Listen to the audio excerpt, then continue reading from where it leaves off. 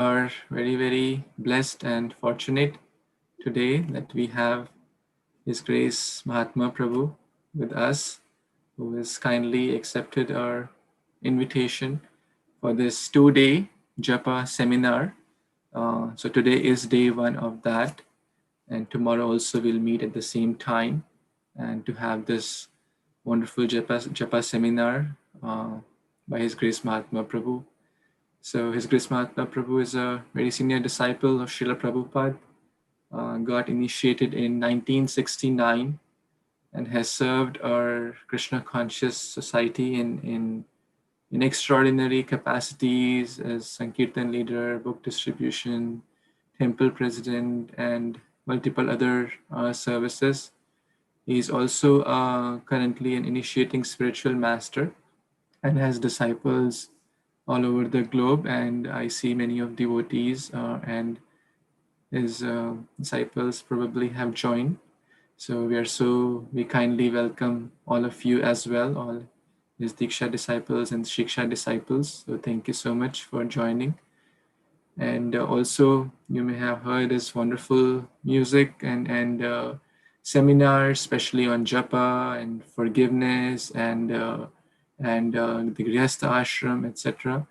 So Prabhuji is doing an extraordinary service to our Krishna conscious society, and we are so blessed and fortunate to have him today. So with a garland of our words, we welcome you on our Sangha, and I would request everyone to please turn their videos and audios on to express our deepest gratitude by saying 3 times, Haribo, Haribo, Haribo, Haribo, Haribo. So Thank you. we are so blessed and honored to have you. Thank you so much for accepting our proposal. Um, thank you so much. We are very, very eager to hear the wonderful nectar for next 2 days. Thank you. Namo Vishnupadaya Krishna Krishnaya Bhutale Śrīmate Bhakti Vedanta Swami Nityanamane Namaste Saraswati Deve Kauravani Pacharine Nirvisesa Sanyavadi Kushchati Satayane. I teach many seminars. This is probably my favorite because it's the most important. And if we get the chanting of the holy names right, everything will proceed well from that. And if we neglect it, we will tend to have problems in our spiritual life. So I always find it an important opportunity for me and for all of you to take the time to try to improve our japa. I think it's one of the most important things we can do, because chanting is one of the most important processes. In the Chaitanya Charitamrita, Srila Prabhupada has said that of every instruction that he's given, the chanting of our rounds, and if you're initiated, the chanting of 16 rounds, is the most essential instruction. It's essential means essence. And Bhaktivinoda Thakur said that everything in the Vedas is actually guiding us to chant. That's the ultimate instruction of the Vedas, is to chant. And if we just reflect on the reality that at the time of initiation, we're only vowing to do one thing, and that's to chant japa. Now, how important is that? Of all the things Prabhupada could ask us to do, then at initiation, he asks us to vow to chant 16 rounds. So if you meditate on that, then it becomes obvious, yes, this is the most essential instruction. And then what becomes obvious is that this is not something that we should minimize. For example, some of you may have deities at home. Some of you may have pictures on your altar. How much you do deity worship is a personal choice. Even if you do it at all, is a personal choice. But chanting the holy names is not something which is optional, that we'll do it a little bit sometimes if we have time. It's not like that. Whereas other things in Krishna consciousness are more optional. We can do it a little bit, sometimes more, according to our personal taste. Japa is not like that. It's an essential practice. And it's important to understand this, because if we don't understand it, there may be a tendency to minimize the importance of it, or take it for granted, or not make the effort to chant properly because we think, well, it's not that important. Or maybe to take it more like a ritual than a relationship. Oh, I just have a certain number, and somehow or other I get that number done. Once it's finished, okay, I move on to other things. When you understand the importance of japa, then you won't see it that way. Once Srila Prabhupada said to Trivikram Maharaj that chanting is the essence of our philosophy. So another time, Prabhupada asked the disciple, why do you study my books? And the disciple said, to learn the philosophy. And Prabhupada said, no. So the reason we study the books is to enable us to come to the state of purely chanting, which is very, very interesting. First, Prabhupada says it's the essence of our philosophy. And then our philosophy is meant to bring us to the state of pure chanting. That's everything. In a sense, we could establish the philosophy as Jiva Goswami has, or we could repeat the philosophy as Jiva Goswami has, is that the pure chanting of the holy name is the essence of everything, and everything we do is meant to help aid in our pure chanting. For example, sometimes the question comes up, is second initiation necessary or essential? Prabhupada said, it's not essential, but it's helpful to the first initiation. And the first initiation is the initiation where we are initiated into the chanting of the holy name. And if we have second initiation, we can do deity worship, and deity worship will purify us. And when we're more purified, our chanting will be better. So it's supportive of the chanting. In that sense, you could say everything we do ultimately is meant to purify us, to support our pure chanting. And when we chant purely, then we achieve success in Krishna consciousness. Now you can turn it around the other way. Jiva Goswami has also said it the other way, that whatever you do, if you add the chanting of the holy name, it becomes successful. So for example, 1975, Srila Prabhupada was present for the installation of Krishna Balaram, and I had the fortune of being there. And Prabhupada had asked that the respected Brahmins in Vrindavan come and help with the deity installation, and they did all the samskars and pujas and yajnas that were typically done when deities were installed. And typically in our movement, we don't do such elaborate installation. But Prabhupada said that if we don't do this in Vrindavan, then the local people would not accept our temple as bona fide. So they did this very elaborate installation. And later, Prabhupada had written, perhaps it was in Chaitanya Charitamrita, that during the installation, kirtan was going on, and he said that the kirtan was the real installation. It was the most important thing. And that other installation, most of it was just kind of quote unquote for show to satisfy the local people. But the most important thing was the kirtan. Then he said, the worship of Gaur Nitai, they're worshipped by kirtan, they're worshipped by chanting. So Jiva Goswami says, if you do something, it's not perfect unless you add the chanting. And when you add the chanting, it becomes perfect. So you have both sides. Chanting will make something perfect. And anything we do is meant to help us make our chanting perfect. So they go both ways. So I'm just trying to emphasize the importance of japa, because I see that often we take japa as just one thing that we do, and we also may take it more in a ritualistic way, that it's just a ritual you get done somehow or other. And I want to help you understand it, that it's not a ritual and it's not something to be taken lightly, but it's the most essential practice of Krishna consciousness, and it is what establishes your relationship with Krishna. It's the best way, it's the most powerful way. So it should not ever be minimized.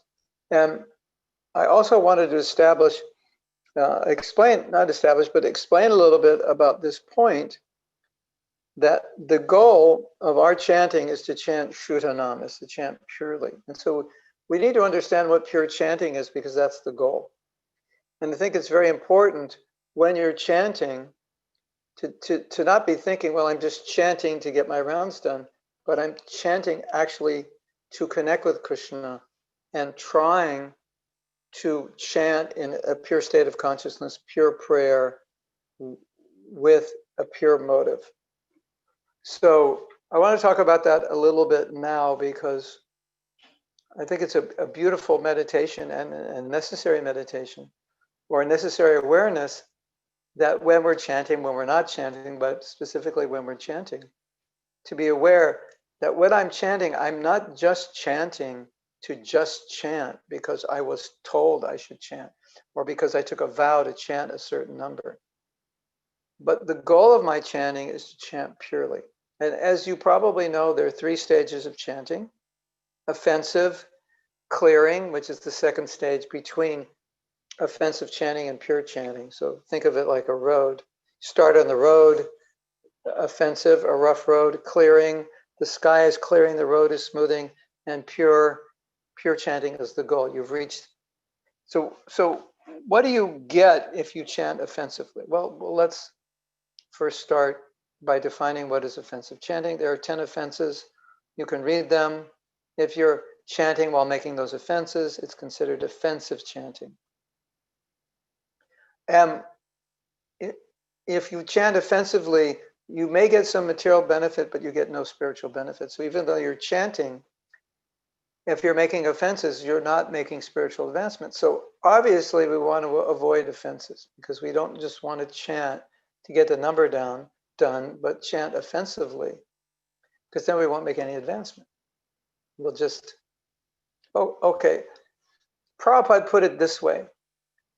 He said, the goal is love. You won't get love by offensive chanting, but it doesn't mean we should stop chanting. You might be thinking, well, maybe I'll just stop chanting because I don't know how to chant properly. I'll stop chanting. No, Prabhupada said, it's good. You take a vow, you commit to your vow. That's good. But at the same, it's like my teacher says, study this chapter. So I'm obligated to study. I want to be a good student, so I study it. But while I'm studying it, I'm completely distracted, and I'm not really studying it. So it's good that I studied it because I'm obedient to my teacher, but it's bad that I'm not concentrating on what I'm reading, because I'm not learning anything, even though I'm reading the words. And we've all done that, right? Have you read something and your mind's distracted? Then I walk in the room and I say, what did you just read? And you won't be able to tell me because you weren't paying attention. You ever done that before? We do it all the time, right? I think, I was thinking of something else, but I was reading the words. I was actually hearing the words. I was reading them, but I wasn't paying attention to what I was reading. So I was obedient to my teacher. My teacher said, read this chapter. I read this chapter and I was thinking about something else, some problem or something I'm going to do or something that's on my mind. And after I read the chapter, I got nothing out of it because I didn't concentrate. So offensive chanting is a little bit like that. You're going through the process. It's good that you're chanting because you're committed to that and you're doing it. But if you're not paying attention to it, you're not getting the benefit. And so a nice definition of what it's important definition and a very good definition of what distinguishes offensive chanting with the second stage, which is called namabhas, or the clearing, or the shadow, or the beginning of the sunlight of the holy name. It says you're actually trying not to commit the offenses. You're actually making an effort. You're not just chanting like Kadamba Kanana Swami said. He was joking once. He said, "Are you chanting japa or are you chatting japa?" Because sometimes devotees are chatting while they're chanting and chatting at the same time, talking with their friend while they're chanting. Are you chanting japa or are you chatting japa? So, so sometimes I say, are you just chanting or are you actually chanting? So just chanting means I'm just chanting, but I'm not trying to avoid the offenses. That means I'm not trying to hear. I'm not trying to chant with devotion. I'm not trying to be present to the holy name. I'm just trying to get my rounds done. And sometimes we joke, right? You hear a devotee chanting and it sounds something like nish nish nam nam nish nish nam nam nam nish nish nam. And we can understand when a devotee's chanting that way, they're just trying to get their rounds done. They're really not trying to chant purely. It's just, okay, I have so many rounds. Let me just get them done. Shnik, shnik, ram, ram. And Prabhupada, even in a lecture, was imitating that. He actually said, nish, nish, wam, ram. Was imitating that. So that's not the objective. Oh, I can chant, or I can chant more than 16. I can chant 25. Very good. It's nice if we chant more. But if we're not doing it while we're trying to avoid the offenses, there's no real advantage to chanting more. Now, this can sound discouraging, and I don't want to discourage you. But I have to discourage you first before I encourage you. So please forgive me if this sounds discouraging. I will encourage you. I'm going to say something very discouraging right now. But please don't start crying after I say it. Or decide to put your bead bag in the closet and never look at it again. But I think it's important to say this. Bhaktivinoda Thakur said, if you're committing offenses to the holy name, you could chant 100 rounds a day. 100 rounds would probably take you about 14 hours, 13 hours. Let's say I think 100 rounds would take you, let's say if 16 takes you 2, then it's going to take you 10 to 14 hours, depending how fast you chant. So let's say you could chant 12 hours a day. That's half your day. If you sleep 8 hours, that means you're only doing other things for 4 hours. And if you eat and take care of your body for another hour and a half, it means you're hardly doing anything but chanting. He said you could chant 100 rounds a day, and if you're committing offenses, you would make no advancement. Okay, pretty depressing, right? Should I hang my bead bag up now and think, what's the use? What's the use? No.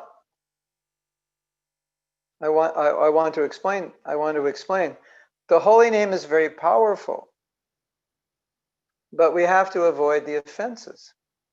And the main offense, Prabhupada is just putting it in a nutshell, and he's representing Srila Bhaktisiddhanta, because Srila Bhaktisiddhanta said, offensive chanting means to chant without making an effort to avoid the offenses. So it's a simple thing. If I make the effort to focus, if I make the effort to chant sincerely, if I avoid such things as criticizing, I make the effort to avoid criticizing Vaishnavas, I make the effort not to chant the holy name to ask for some material benefit, then I'm making the effort, and therefore it's not considered offensive. And there's a story about this, very important story. So if you're not paying attention, pay attention, because this is a good story. And some of you have heard this story, and it never hurts to hear things again. So one devotee, Giriraj Swami, was with Srila Prabhupada, and he said, Srila Prabhupada, Sometimes when I chant, my mind wanders. Is that offensive? And, because inattention is an offense, right? It's the 10th offense to be inattentive. So he was thinking, I'm trying to control my mind, but the mind has, let's say, around 50,000 thoughts a day. Some psychologists say 65,000, some say 35. And the difference probably is how much coffee you drink. Get a lot of caffeine in there and your mind's, you upgraded your number of thoughts from 35,000 to 65, depending how many. Okay, we don't drink coffee, so let's say we're at 35,000. But if you do the math, 35,000 thoughts divided by 12, you're about, okay, we'll say 36. So you're about 3,000 thoughts. No, I have to divide it by 24. I'm sorry. So we're at 1,500 thoughts an hour divided by 60.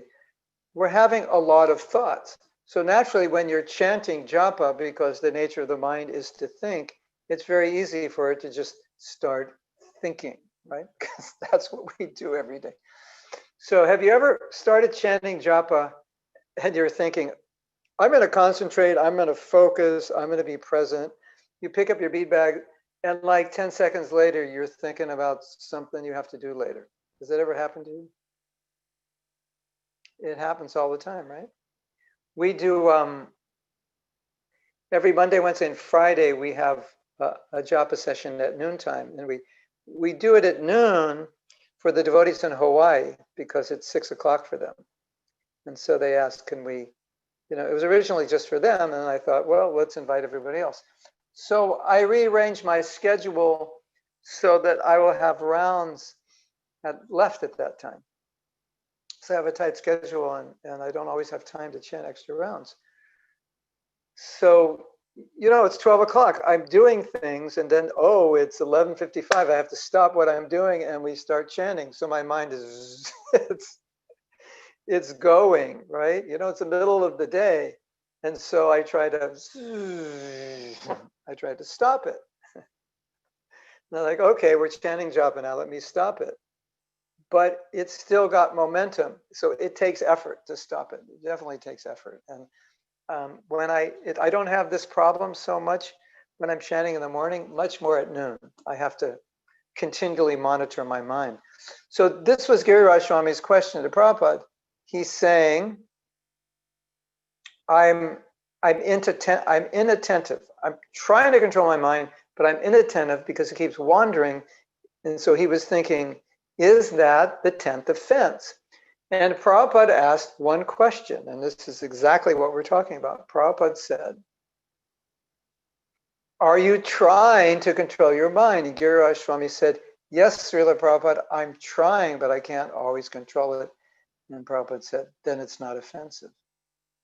So this corroborates what Srila Bhaktisiddhanta said, that offenseless chanting means chanting. Offensive chanting means chanting without making the effort to avoid the offenses. So if we make the effort to avoid the offenses, then we're on the second stage. And pretty much the second stage is very easy to maintain because you just have to try to chant sincerely. If we just pick up our beads and shnik shnik ram ram, or nish nish wam wam, however you do it, then that would be considered offensive. Now, obviously, there are other offenses we make when we're not chanting, such as the offense of disrespecting the guru, blaspheming the Vaishnavas, and so forth. So I want to tell a story. It's an interesting story. And this was a story in relation to initiated devotees. So if you're not initiated, you wouldn't understand the general principle. It wouldn't exactly apply, but the principle would apply. So, as you may know, when Prabhupada came to America, the main audience was hippies. And when I joined, if someone who wasn't a hippie, like knocked on the temple door, this sounds so funny, but this is exactly how I felt. They must have the wrong house. Like, why, if you weren't a hippie, would you come to the temple? Those were the only people. Like, knock, knock, knock. It's like, I open the door. It's not a hippie. Oh, you must be looking for another address. So in case you don't know what hippies do, they have perfected the art of breaking 2 to 3 of the 4 regular principles, because in those days nobody was vegetarian. So it's just like, till you became a devotee, you weren't really a vegetarian. And so hippie meant like the art of breaking those 2 other principles. You know which 2 those are, right?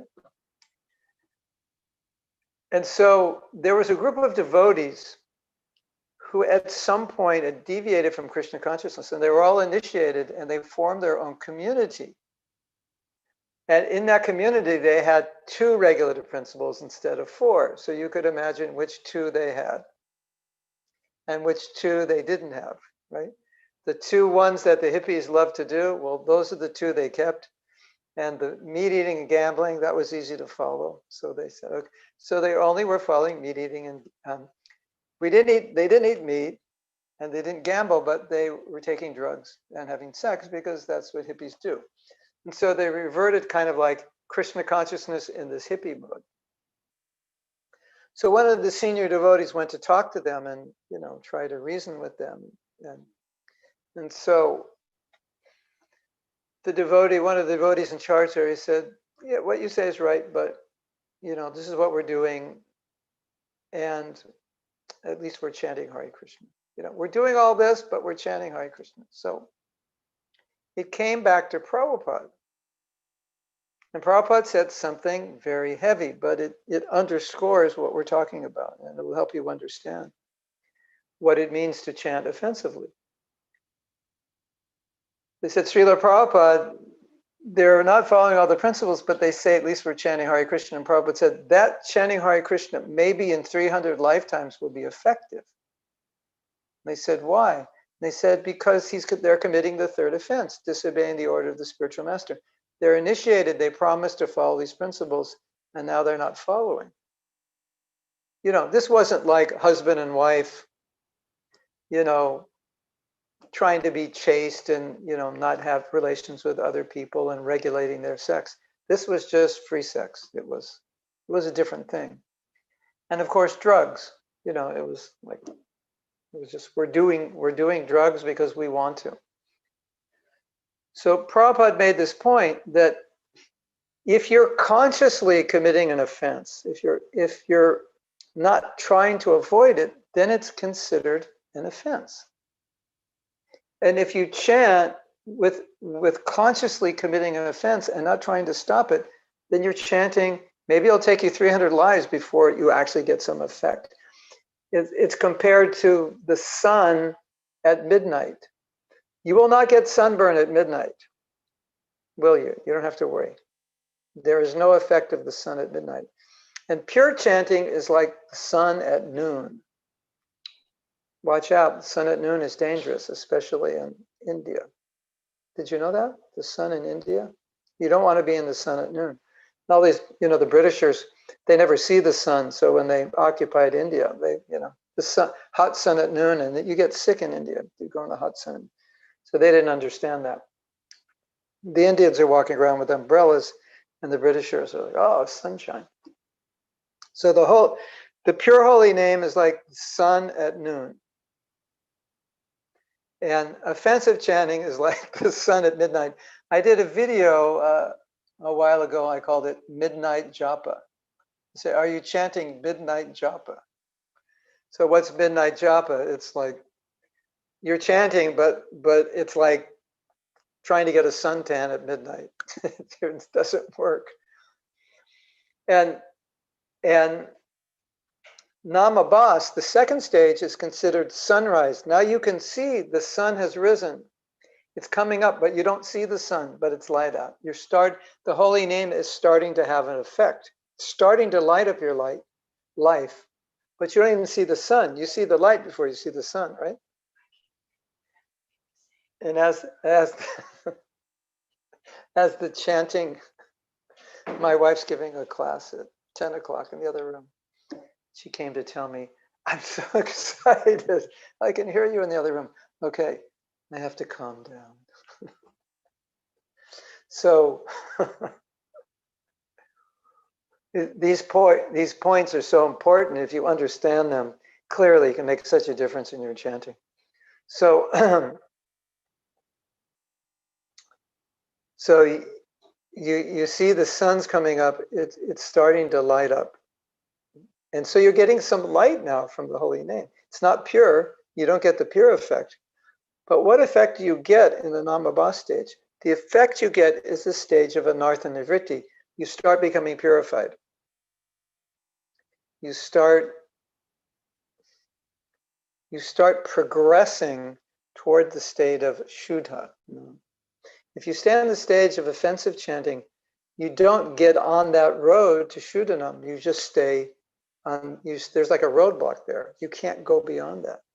So that's why it said that offensive chanting doesn't produce any spiritual benefit. It might produce some material benefit. So we learn what the 10 offenses are.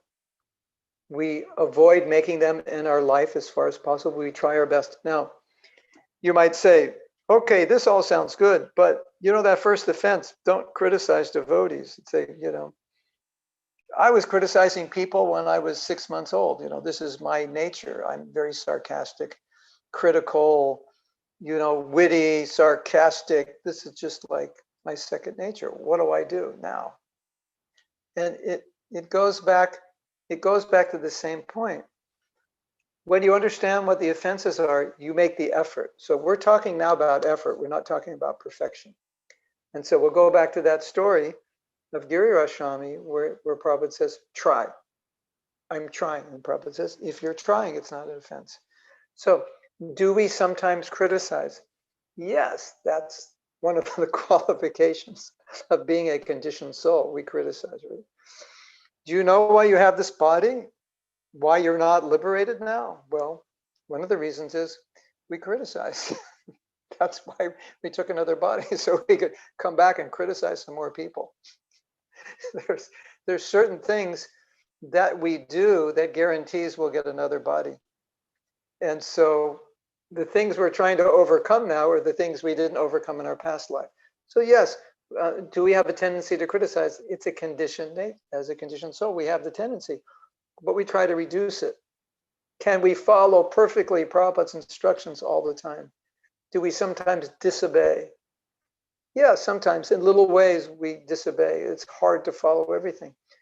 But when we disobey, we don't feel good about it. We don't do it consciously. It's our conditioned nature. We're trying to get better.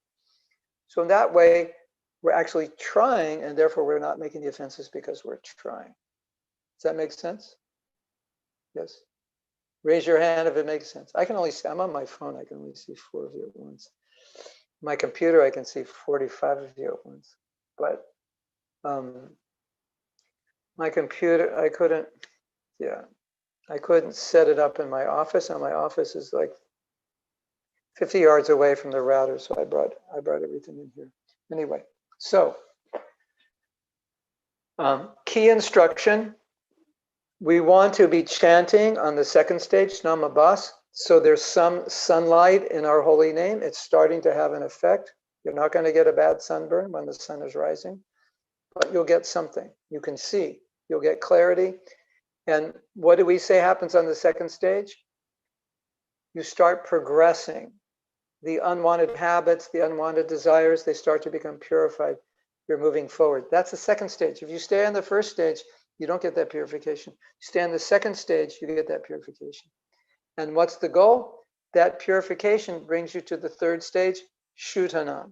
And what do we say, Shuddhanam? Shuddhanam produces love. So the goal of chanting is Shuddhanam. And when you're chanting, as I said before, it's a beautiful thought to think, maybe the next round will be pure. Hare Krishna, Hare Krishna. No, that one wasn't pure. Maybe the next round. I've got another chance. I have 1,728 chances every day to chant purely. And you might think, oh, I'm only trying to chant one pure name. Well, It may take you your whole life to come to chant one pure name. But once you get that pure name, the lights go on and love of God descends. And you may know there's a song by Bhaktivinoda Thakur. He said, chant the pure name just once. It's a song called Radha Krishna Bol Bol. Radha Krishna Bol Bol. You know that song? Borore Shobai. Radha Krishna Bol Bol. Borore Shobai. Ishika diya shabna diya. Preche neche gaur nitai. And in one of the verses he says, I'm begging charity from you. The charity I'm begging from you is you chant one name purely. I forget, I can't remember that verse right now.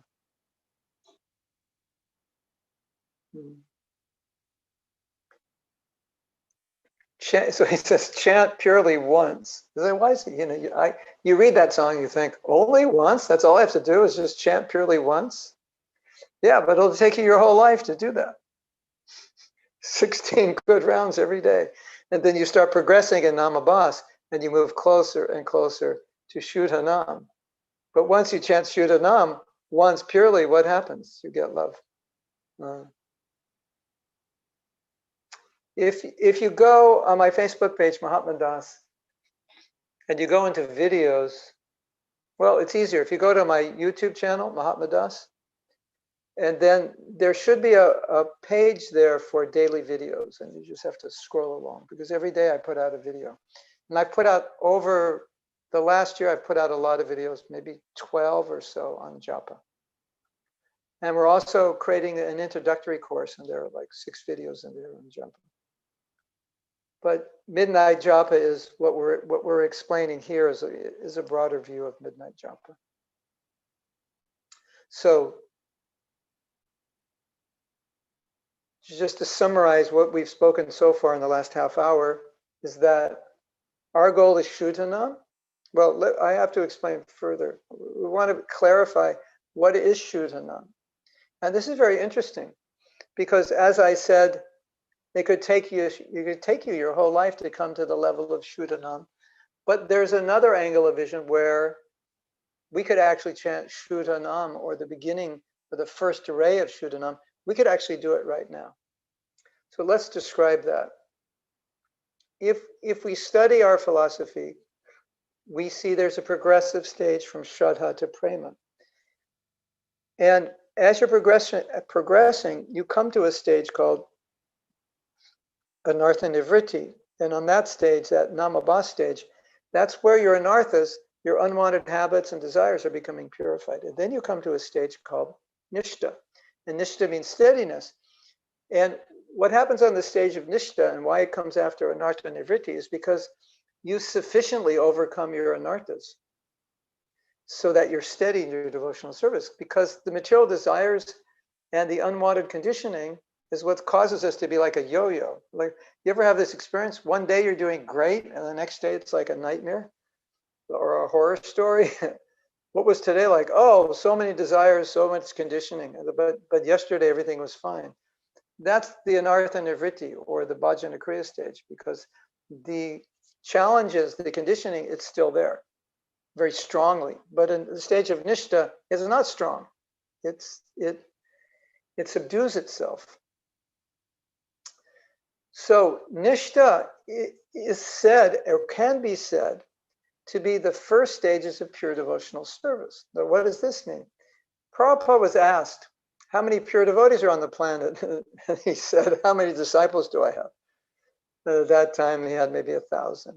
He said, Srila Prabhupada, you have 1,000. He said, oh, then there's 1,000 pure devotees. And of course, we're thinking we're not pure devotees. So there's a broader definition of pure devotee. And what did Prabhupada mean by this definition? Well, one time Prabhupada's disciples were criticized. They don't know culture, they don't pronounce Sanskrit. I think as you as Indians probably get entertained when we as Americans try to pronounce words in Sanskrit, because we pronounce them with an American accent. So it must be quite funny for you to hear it. And a lot of us don't know Sanskrit that well. So instead of saying Ganga, we'll say Prabhupada or Saraswati or Kartal will say, cartels. You know how to play the cartels, Prabhu? No, we won't say Kartal or Prabhupada, and things like that. So that's just our accent. So someone came to Prabhupada and said, you know, your devotees, they eat with their left hand, they don't know how to pronounce Sanskrit, they don't have proper Vaishnava culture. And Prabhupada said, yes, I know. And he said, but they'll do anything I ask. And that's why Prabhupada meant they're pure devotees, because they will put his desire above their desire. So what does it mean to chant purely? It means to chant with a pure desire. And what is that pure desire? That pure desire is, I just want to be a pure devotee. That's my mood in chanting. That's my motive. Hare Krishna, Hare Krishna. Krishna, I want to be pure. I want to serve you purely. Although I may have millions of desires, my inherent strongest desire is I want to serve you. I want to be a pure devotee. And so we can say that is a symptom or an entrance way into Shuddhanam. And in the stage of Shuddhanam, in the pure stage of Shuddhanam, there's no other desire within a devotee's heart other than to please Krishna. In our stage, our purity is that I may have so many desires, but whatever Prabhupada asks me, I'll do it. Whatever my guru asks me, I'll do it. Whatever Krishna wants, I'll do it, if that's my desire. That is a form of purity. So that kind of purity we can manifest now. And I want to explain this point because it's extremely important, both in our regular devotional service and in our practice of japa. When Prabhupada said, all my disciples are pure devotees, we had a problem. When Prabhupada left, some of our god brothers became gurus, and some people didn't think that was right, and they said, well, only a pure devotee can be a guru. They're not pure devotees, and it depends how you're defining pure devotee. So Rupa Goswami, he gave a definition, and it's so important for us to understand this, and it's very encouraging. He gave the definition of pure devotee as pure motive. And there's a difference between pure motive and being free of all material desires. So what does pure motive mean? It means I'm doing devotional service to satisfy Guru and Krishna. I'm not doing devotional service to get a position in ISKCON, to be respected in ISKCON, to be appreciated by others, to make money, to get control. I'm not doing it for those reasons. But I may have all those desires within my heart. I want to control, I want to be appreciated, I want to get ahead, etc., etc. And so someone might say, well, if you have all those desires, how can you be a pure devotee? But Rupa Goswami's definition, Anyabhilashita Shunyam, means your motive in serving is pure, even though you may not have yet achieved purity, but your motive is pure. And there's a big difference between pure motive and being pure in heart, because as conditioned souls, none of us are pure in heart. When you decided to come to Krishna consciousness, when we decided, we had a whole suitcase of material desires, didn't we? You know, when you became a devotee, and I asked you, what are your goals in life? I want to do A, B, C, D, E, F, G, through the whole alphabet. And most of those goals were just to serve your own needs and interest, or help others, but also get some benefit yourself. Now you become a devotee, and I remember this distinctly when I moved in the temple. I thought, I want to become a devotee because, number one, I don't have to work, and I didn't want to work, and I didn't want to be in university, so I dropped out of university. I go, here's my entrance into the two things I want to do: drop out of university and not work. And I go, I'll move in the ashram. I don't have to work, and I don't have to go to school. It's total win-win. And I never had any brothers, and now there's like 12 men living in the temple. I get brothers immediately. In 1 second, I just have 12 brothers. This is fantastic. We're living together. We just go out in the street and chant, and we have fun, and I'm a musician, and I can sing, and you know, I can and I used to get high. Now I can get high on the holy name. And so And then after like 2 weeks of sitting in classes, they kind of rained on my parade and said, you should just serve Kṛṣṇa to satisfy him purely for his pleasure. And I'm thinking, but I came for all these other reasons.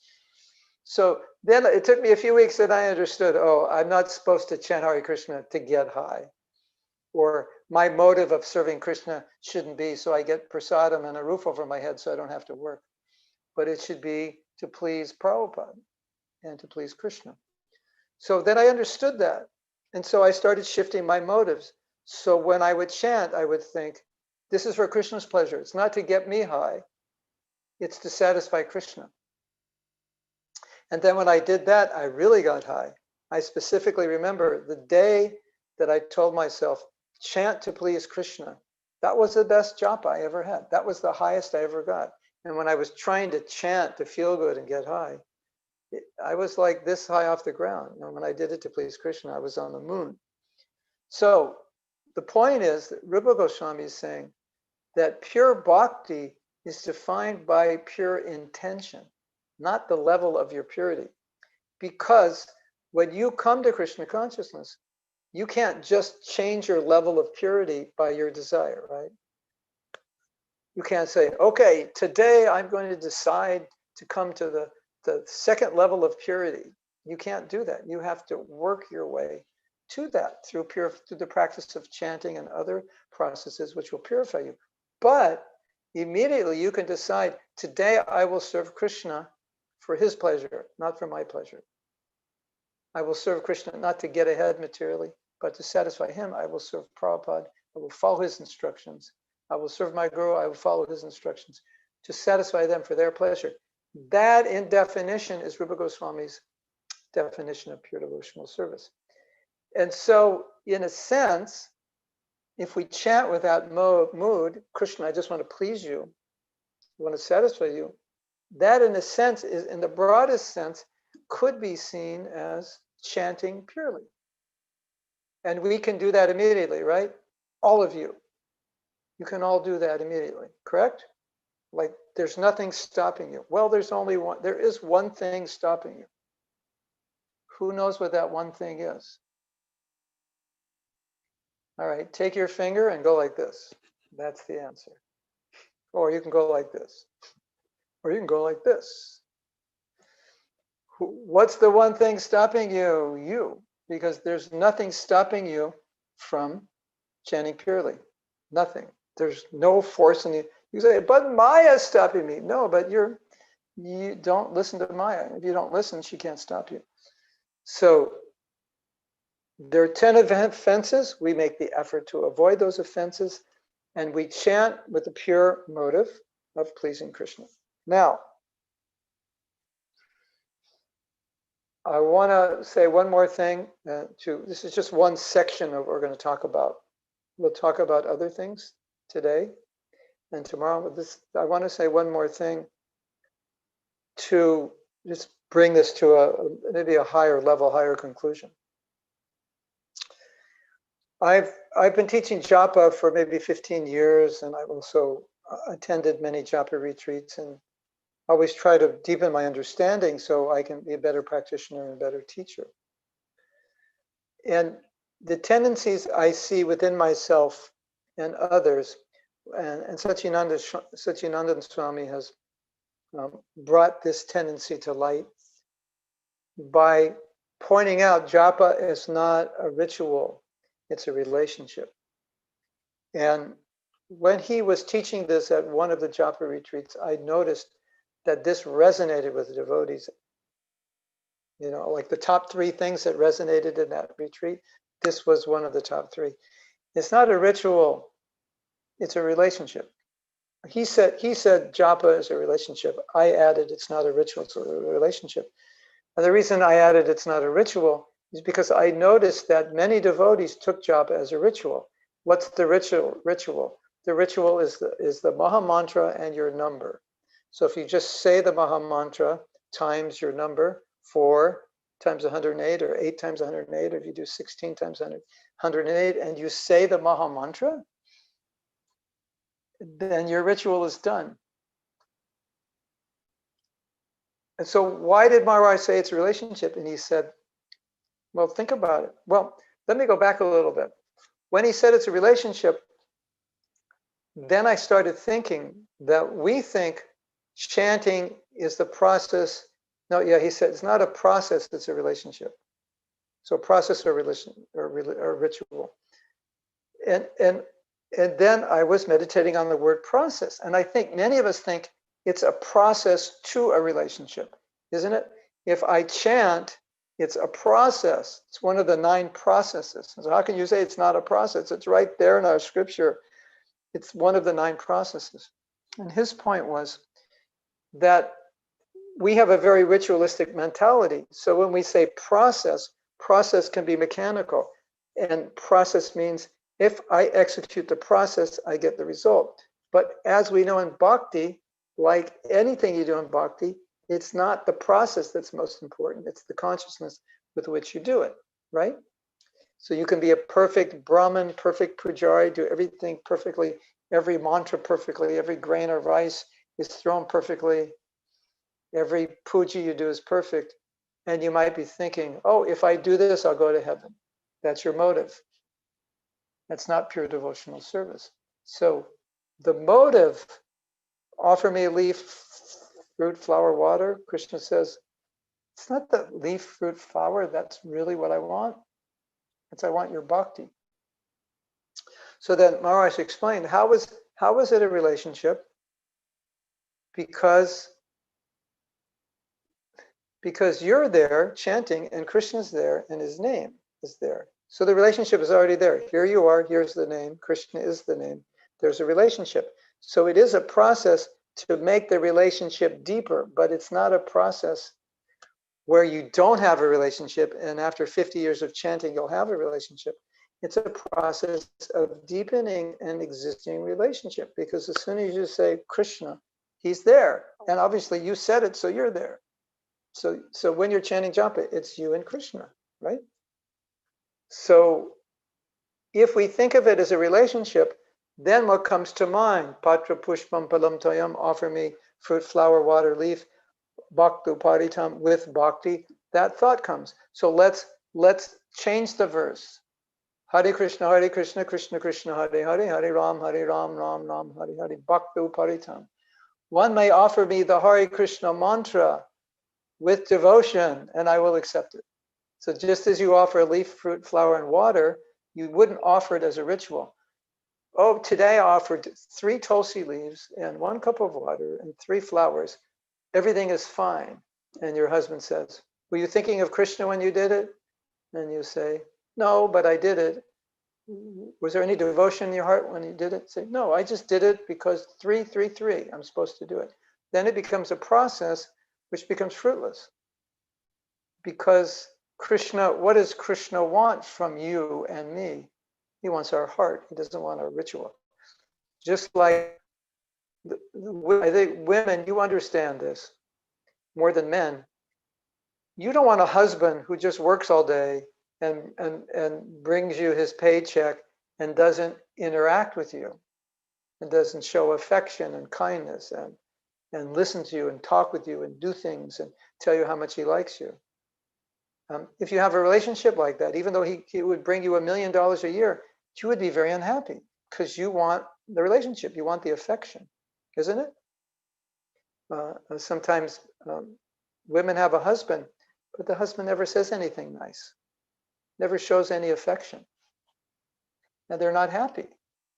Although otherwise he's nice. He does everything nice, takes out the trash, washes the dishes, very responsible with the kids, great husband. But in terms of relationship, there's nothing there. So we don't want to be the great husband japa. We chant perfectly. Hare Krishna, Krishna Krishna, Hare Hare, Hare Rama, Rama Rama, Hare Hare. We become like a robot.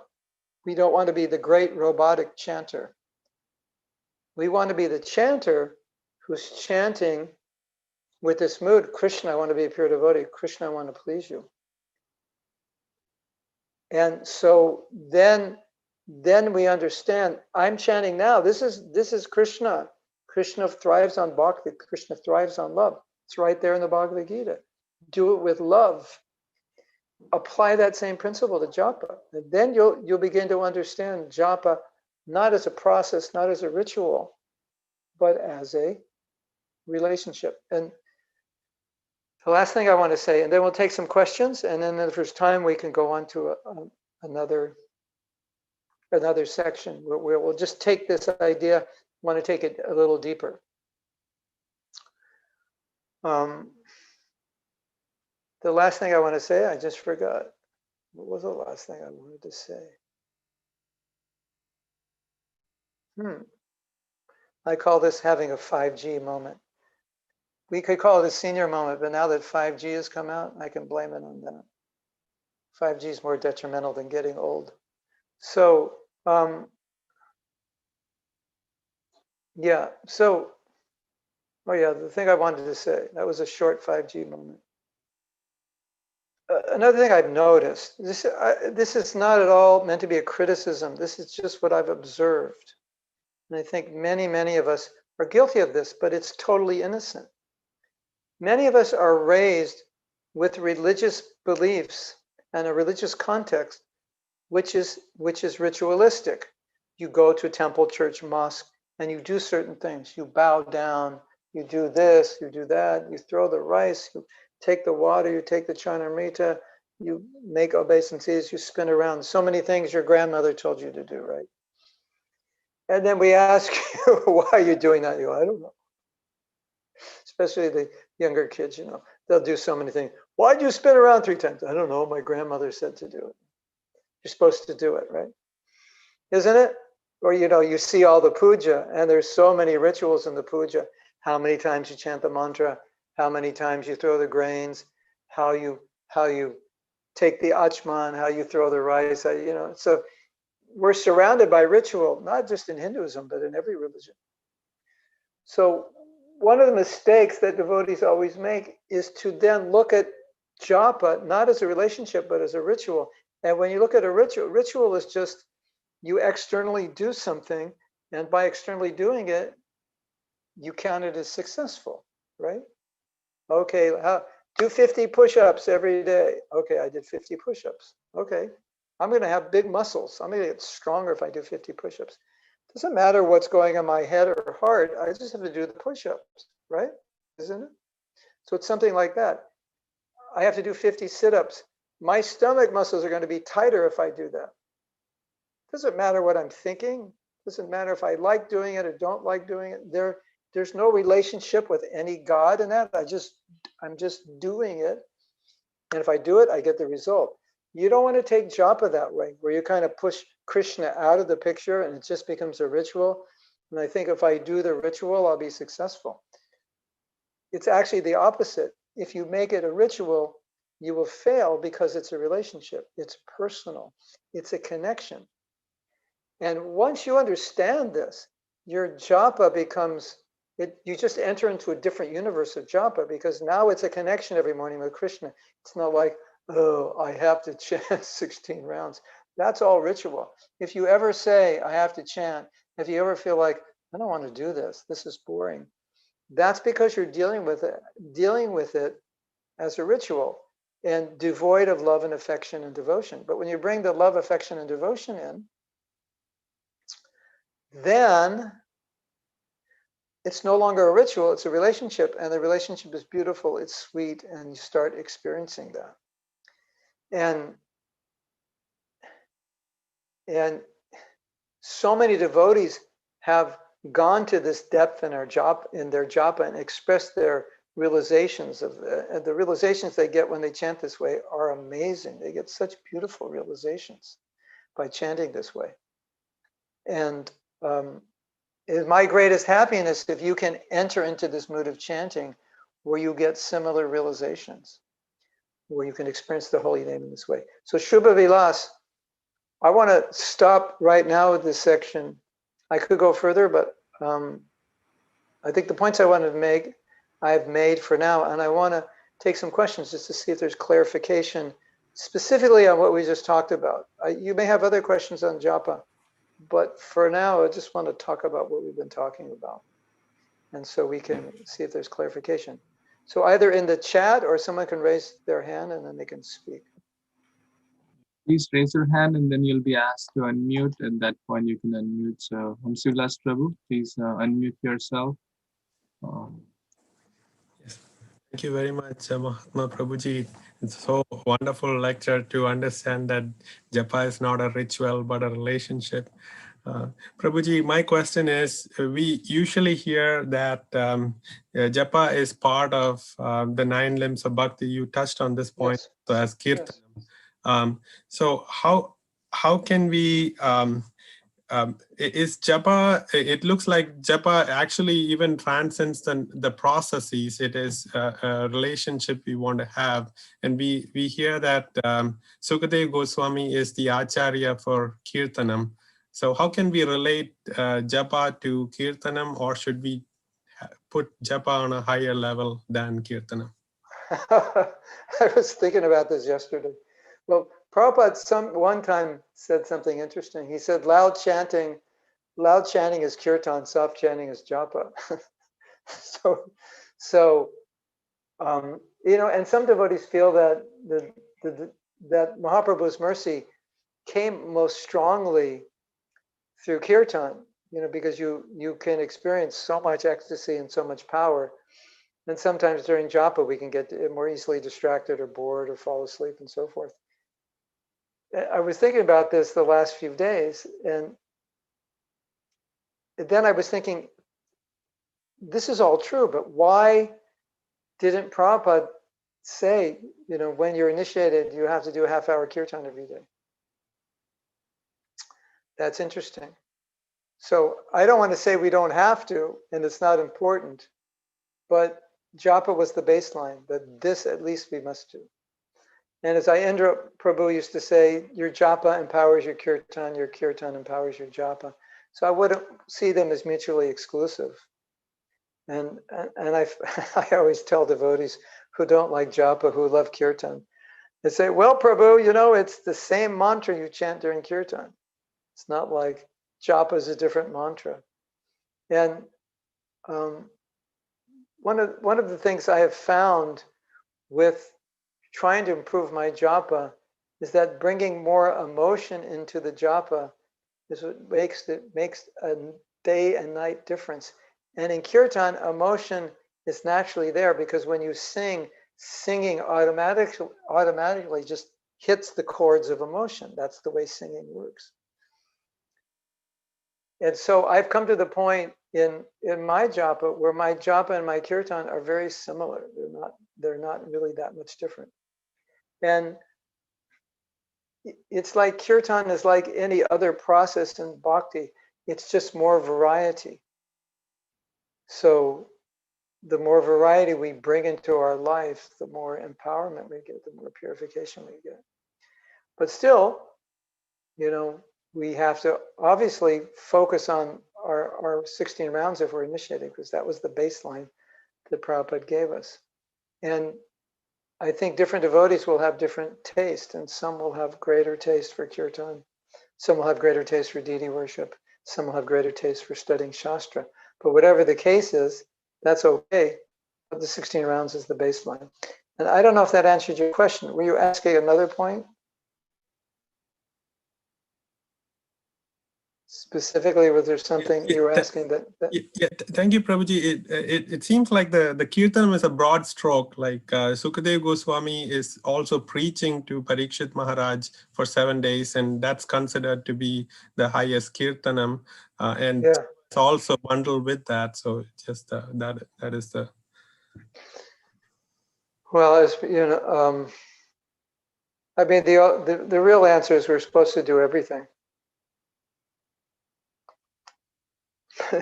We're supposed to do everything, but if you have to cut something out, you can't cut out your japa. You have to cut something else out. It's like, okay, well then the question is, well, I could do japa for an hour or kirtan for an hour. Which one should I do? Well, if you're initiated, you don't have a choice. So it seems that Prabhupada has given, and the acharyas have given this priority to counting a certain number of rounds. And that's the tradition. It's always been done. Now, of course, as we know, Prabhupada said you could become purified by kirtan, by smaranam, by bandhanam, shravanam. You can become, he gives those examples. But practically speaking, he didn't teach us to practice bhakti that way. He taught us, okay, you have to do japa, and you should hear Bhagavatam every day, and you should associate with devotees. So he was telling us we needed to do everything. And he never really, although as a philosophical point, it's true, people became purified by focusing on one thing. He never really recommended that. He gave us everything. He said, do it all. So, but I would say this, I think it's, and it's hard now also because of lockdown. I don't think it's healthy to minimize kirtan.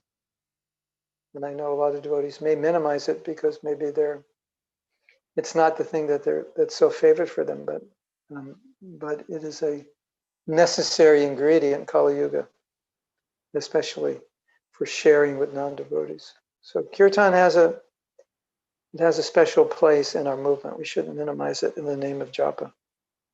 But we can't neglect our japa. And we shouldn't chant japa during kirtan. If you're chanting japa, just chant japa. If you're doing kirtan, do kirtan. Is that okay, or did I still miss it? Thank you, Prabhuji. Yes, you really helped me. Thank you so much. Okay. So, Shubha Vilas, we also have questions in chat. Yes, and we have a lot of hands raised as well. Okay, okay. So, Parker Ram Prabhu, please go ahead. Yes, Hare Krishna Guru Maharaj, thank you for the workshop. Your point about japa being a relationship is really powerful for me. And I was wondering how individual our japa really is. Because in some videos you give like a mood, you present a mood for japa, which has also helped me like kind of to understand, how to approach Kṛṣṇa. But other times, when I begin japa, I'm in a different mood, and throughout japa, the mood may change. The emotions I was sometimes it gets joyful, sometimes. So I was wondering, do we kind of ride those waves? Like, do we allow the emotions to come out naturally, or, sometimes I try to force myself back into a very like remorseful, repentant mood when that's just not how I naturally feel at the moment. So could you speak about that? Good question. Good question. I don't think you have to artificially feel something unless you're totally not in the mood. So if you're in the proper mood, you're chanting, and then different moods may come. And if those moods are helpful to your japa, why try to control it? Unless you particularly want to be in a certain mood and control it because you feel that would be helpful. You want to control it when you're not in the mood. And I think a lot of us, when we begin japa, we're in the wrong mood. And I am an advocate of not getting in the mood during japa, but getting in the mood before you start. And I think we can do this. And that's something that we'll teach tomorrow, or we'll teach it today if we have time after questions. But I can just briefly mention this. This is based on my observation in my own life and the observation of other devotees I teach. There's a lot of, like you said, I'll chant a few rounds and I'll get in the mood. And I think, okay, let's say your experience is it takes you 4 rounds to get in the mood. I would say you just wasted 4 rounds. Because by allowing yourself, just before you begin japa, to meditate, for example, on the things that we just talked about today, that I'm trying to connect here purely with Kṛṣṇa. This is a journey. There's so much in the holy name I could be accessing if I chant properly. This is a relationship, etc. My book, Japa Affirmations, it tries to put us in that mood. So when you read an affirmation, now you're in the mood, so you can begin to embrace that mood right from the start. So you don't have to wait for 4 rounds. And then during your chanting, like you're saying, you'll lose that mood. And that mood you may just lose the mood into another mood, which is helpful, fine. But you may lose that mood into kind of a nothingness, just kind of what I would call blah, right? We call it blah japa. Everyone's experienced blah japa. Ever experienced blah japa? It's just, kind of it's kind of like a vegetable just steamed, no oil, no butter, no ghee, no salt, no pepper, no spice, and you eat it, and we look at your face, and it's kind of like there's no emotion because there's no taste. So sometimes while we're chanting, we're doing well, and then we kind of veer off into blah japa, or no taste japa, no emotion japa. Yeah. So at that point, we have to navigate, get back to those feelings, get back to the emotion, get back to this. This is a relationship. I'm praying to Kṛṣṇa now. I don't want to be mindless in what I'm doing. I want to do this properly. So in earlier stages of trying to perfect your japa, you'll have to more consciously do this. In higher stages, you'll be subconsciously doing this. In highest stages, this is just what you do because it's who you are. So, but the point is, this point cannot be underestimated. This is such an important point. So if you're spacing out on the count of 3, stop spacing out. 1, 2, 3, pay attention. This is really important. Ta-da! Lights go off, thunder, lightning. We're all paying attention. We are developing every day with our japa a samskara, a habit. And if you make an effort to chant good rounds every day, your samskara, your habit, will take over. So as soon as you begin chanting, it's going to be good, like immediately, just because that's what you do, It's like if you're a professional in anything, then let's say you're a professional writer or musician or artist, when you go into your craft, immediately you go into this mode that this has to be good, because that you've conditioned yourself to do that, right? Isn't it? You're a PhD in research, and you're dedicated to your research. That is your mode of operandus. That's what you say. When I go to work, I could be doing so many things before I go to work, but when I go to work, this is serious business. And so that's what happens with our japa. Whatever you try to develop consciously will be, if you're consistent, will become your unconscious competence. Conscious competency, unconscious competency will become your samskara, your habit. So that naturally you'll start doing the things that you had to consciously do, like putting yourself in that mood. So let's say every morning before you chant japa, you try to get in a mood. However you do that, you can read something, you just meditate, listen to a 5-minute talk on japa, whatever you have to do. And then you begin chanting right from the start, and try to imbibe that mood. If you do that consistently over a period of time, that mood will be your mood automatically when you chant. You won't have to try. It's just how you will chant. And that's the beauty of working on your japa, because you imbibe it as a natural process. And that's the danger of not making the effort to avoid the offenses and not improve your japa, because then the bad habits may be imbibed. And then the bad habits become your habit. And that's like disaster. That's death for your japa. Then you enter blah japa, unconscious japa. Japa that when you finish, you feel like, pretty much I just wasted 2 hours. You ever feel like that? Put your beads down and think, that was like 2 hours wasted. Nothing happened. I made no effort. I was not conscious, and so forth. If you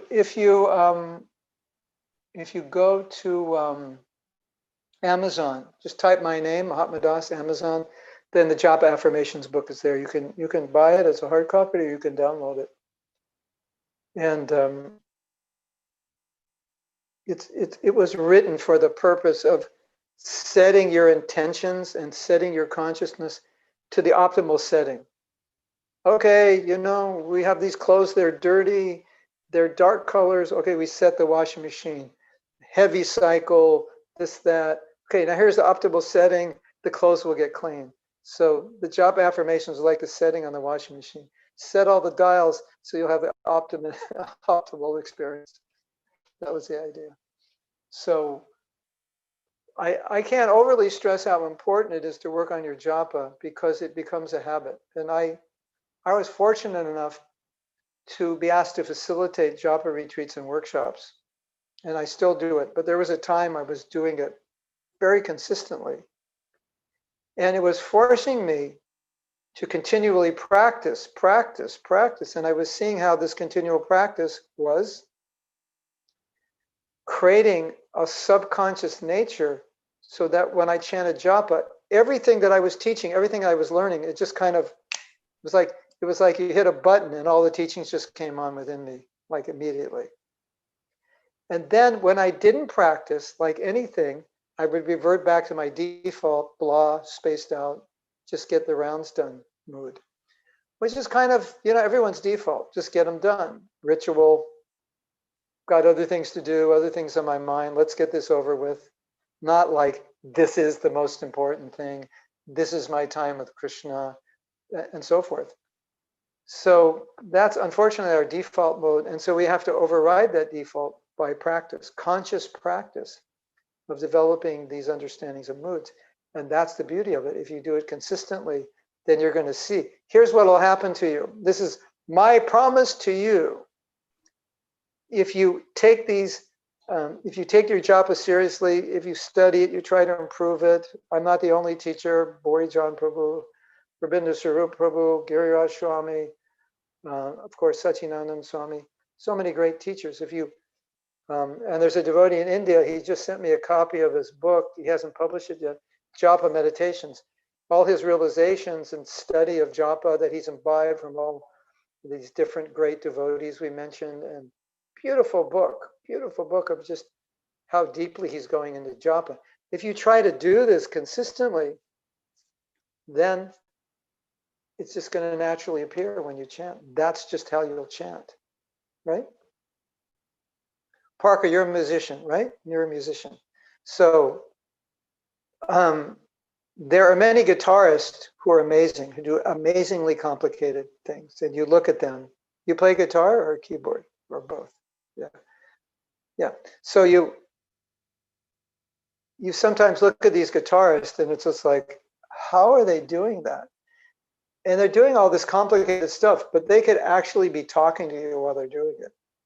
You could hardly understand what they're doing, what to speak of play it. And they can be doing it and they're talking to you and they're like, how are you making the guitar sound like that? That's amazing. Or the piano or whatever. Why? Because they practice it. So now when they pick up the guitar, they just touch it. That's what they do. That's their expertise is their default. And those people do not know how to play guitar poorly. They can't. It's impossible, right? You think like Shakespeare could write something that was bad? I don't think so. You think Michelangelo could paint something that was bad? You think Hridayanath Maharaj could give a bad class? You think Satsavamrita Maharaj could write something bad? Of course not. It's through that practice over and over, it's ingrained. There's a certain standard, right? So the same thing happens with your japa. You look at some our advanced devotees in our movement. You think they chant bad japa? No, their worst day of japa is better than most devotees' best day, because they've ingrained these practices so deeply in their consciousness. It is who they are. It's their default setting. They don't know how to chant bad japa. Wouldn't that be nice if you ingrain these moods so deeply that you actually don't know how to chant bad japa? And someone said, how do you chant bad japa? And he said, I have no idea. I haven't chanted bad japa in the last decade. I have no idea how you do it. I just start chanting and I feel all these things and I connect and all these moods and emotions come and I just pray and I turn off the whole world and I lose track of time and I'm just there with Kṛṣṇa and I get so much inspiration. I forgot what bad japa is. I don't know. I haven't been connected with it. Wouldn't that be nice if you could come to that stage? Well, you can, but you have to practice the right attitudes. And so my feeling is practice them 5 minutes, 2 minutes, 1 minute, a half hour, whatever you need before you begin chanting. Practice it while you're chanting. Do it consistently. And at a certain point, it's just going to be the way you chant, as the way that expert plays guitar or the way the artist paints or whatever standard you have. it becomes your standard. And that is the most beautiful takeaway from any Japa workshop, that I will upgrade my standard, and that will be my new standard, and I'll never allow myself to go below that standard. If you can take that away, then you're kind of guaranteed your success in the future, because you've just upgraded your standard, your baseline. This is going to be my new baseline for Japa. And that would be my hope for you. You create a new baseline, or like, I'm going to play guitar like Stevie, whatever, what's his name? Stevie Ray, what's his name? Anyway, or Jimi Hendrix or Eric Clapton or whoever the great guitarist. I'm going to play like that. That's my goal. When you get to that stage, you can play that way. Like we say, he could play the guitar like that in his sleep, right? And you had guitarists, turn the guitar behind them and play on their back. It's just it was like they play with their teeth. It's ingrained. They can play it in their sleep. So we want to come to the point you can chant pure japa in your sleep. Which would be nice. This devotee's writing this book. He said, sometimes we chant japa and fall asleep, but rather we're supposed to chant japa while we're asleep. While we sleep at night, we should be chanting rather than fall asleep while we're chanting. Okay, Shubha Vilas, more questions? Yes, Prabhuji. So we'll ask Kasturi and Jiri Mataji to please unmute yourself and ask your question. Can you arrange it so when they speak, we get the what do you call that? The view, so I can see them. This is nice to see who's speaking. Okay, Kant Prabhu, please ask your question.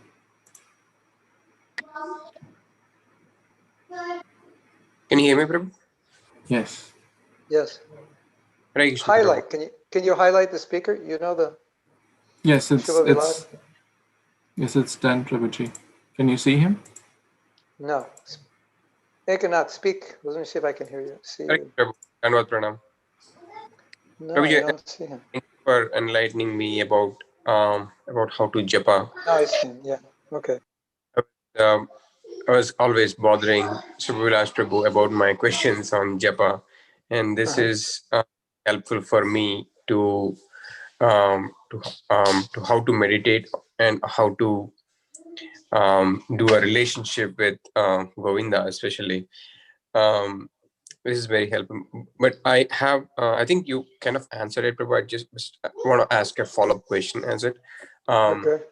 So during, like, it is Vilas Prabhu always asked me to chant my rounds, even though I don't do 16 rounds, whatever rounds I do, he asked me to do it in the morning because that's when Yes. mind will be much more focused and we can establish that concentration and do meditation on japas. But Yes.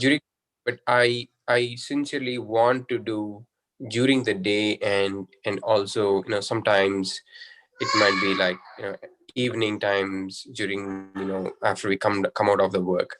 But Yes. as I mentioned, the mind is always wanders. We have all the thoughts in our mind, 3,000 kind of thoughts in our mind per hour, as I said.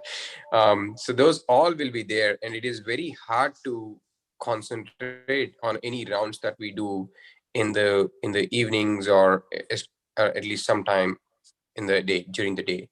Is there anything that we could do ourselves to make it make it more focused and say, okay, this is a time, or not in, because during the day we don't have a time to specifically sit and do. It's like, okay, and now I want to do it, right? So I just want to get your thoughts, or at least share some things that that would help me to do chanting in a way that you could, without any specific time frame, you can sit and chant with more. I have a good one. I have a great one. Thank you, Move Prabhu. to the beach. Move to the beach and take a walk on the beach. And you'll forget everything, all your troubles, all your anxieties. Or move Right. to the forest, the mountains. It sounds funny, but sometimes It's like your whole day is just in your head, and you need to like change your environment, and you can't be around computers and all the things that distract you. So one thing I've found that is helpful, at least for me, if I, let's say, have rounds late at night and I have so many things in my head, if I can just go away from the house and just walk down the street, whatever. I don't have a street. I just have a forest that I can walk through because this is where I live.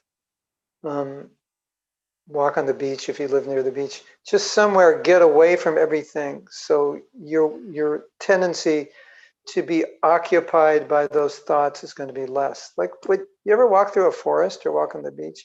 There's less of a tendency, isn't it? Or walk through a beautiful neighborhood, lots of forest and so forth.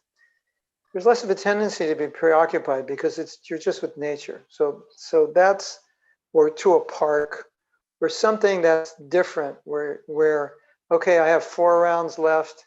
I'm going to stay in this park for a half hour. I'm just going to walk around. So not that you won't be distracted necessarily, but you probably have a better chance than doing it at home, where all the things that you're distracted by are right in front of you. So that's one way to do it. The other way to do it, well, actually there's 3, but one of the ways we'll talk about in another section. So I'll say that. Another way that's important to do it is not to enter your japa thinking, well, it's noon and it's going to be impossible to focus, or it's 9 o'clock at night and it's going to be impossible to focus. Because the reality is, even though chanting in the morning is best and easiest, it's not impossible to chant good rounds. And I've talked about this a lot with devotees, and in the workshops I've asked them, have any of you ever chanted good rounds at night? And some people would raise their hand and said, the best rounds I ever chanted were like at 10 o'clock at night or 9 o'clock at night or 11 o'clock at night. So it's not a fact that because chanting in the morning is the best time to chant, that all other times are destined to be disastrous for japa. So I think it's important to enter that mood that, okay, now this is the time I have to chant, or I like to chant before I go to bed. So let me not give in to the idea that this is going to be difficult and I won't be successful. Maybe a little more difficult, yes, but let me now focus on making this work. So I think the intention is important, and the belief that I can make it good is important, because I know a lot of devotees give in to the belief, because we all have this belief that chanting rounds at other times is not going to be as good as the morning, which is generally true, but it doesn't have to be exactly like that.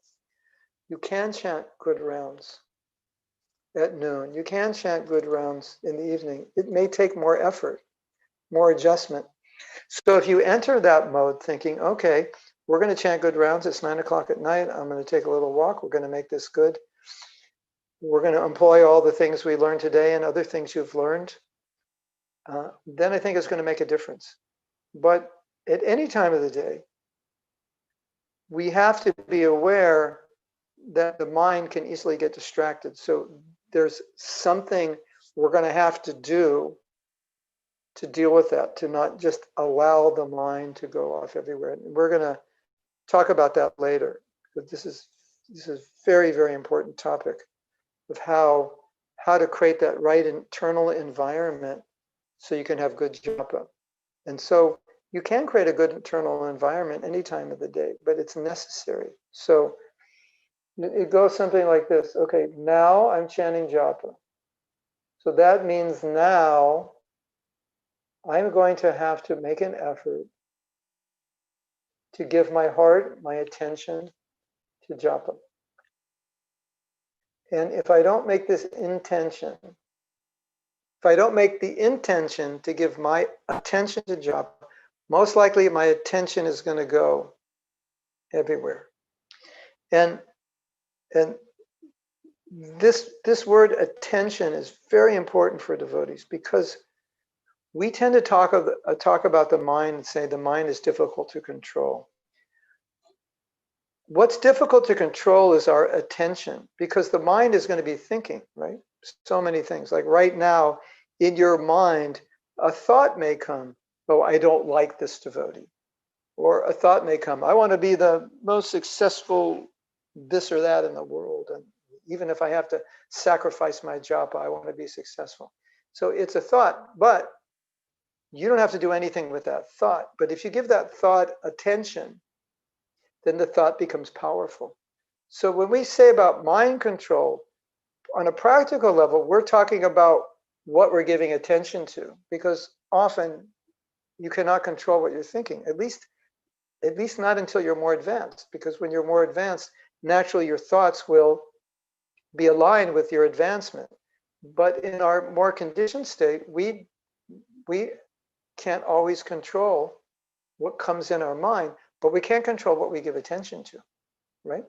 So understanding that, it's 9 o'clock at night, you're going to chant japa. There's so many things in your mind from the day, so many things you're thinking about that you have to do before you go to bed. Then you make a decision. Now, I'm going to give attention to my japa. That's where I'm going to place it. And you and me, all of us, we are in control of our attention. We just don't always take control of it. But Kṛṣṇa gave us control of our attention, didn't he? Like, think where you put your attention on. A young man sees a beautiful woman, right? Now, where does he put his attention on? Well, if he's a normal young man, he puts his attention on her. If he's a married man, and he's going to say, oh, she's beautiful, but my attention is not going there. If he's a devotee, he's a brahmachari, he thinks, oh, she's beautiful, let me put my attention on the lotus feet of Kṛṣṇa. It's just, it's like we're conditioned souls. We think things are beautiful and attractive that are detrimental to our bhakti, so we have to remove our attention. Let that thought go, and I will put my attention on something else. So I think that's important. An important realization that now I'm chanting japa, so what am I going to put my attention on? All the things I have to do tomorrow? Or are we going to just say, okay, forget, my attention's now going on what is the mood of japa and my connection with the Holy Name? Then try that and see if that helps in your midnight japa or your noon japa. It's going to be easier to do that at 5 in the morning for sure. It takes more energy during the day, but not impossible. And I think later at night, like you're saying you like to chant, is also easier, because at the end of the day, everyone's asleep. So there's not a million people to call and contact as there is at noontime. So it's also a little easier than it is in the middle of the day. And Prabhupada once said, he said, don't chant japa in the middle of the day, it's impossible to concentrate. Because there's like so many people waiting to talk to you and so many messages and this and that. At the end of the day, you can get them all done, then you can chant. At the beginning of the day, you don't have to start. So, and then the last thing I would say is just keep all your social media turned off. Computers, tablets, phone, when you chant, so that's just not a temptation. Is that okay? Does that help?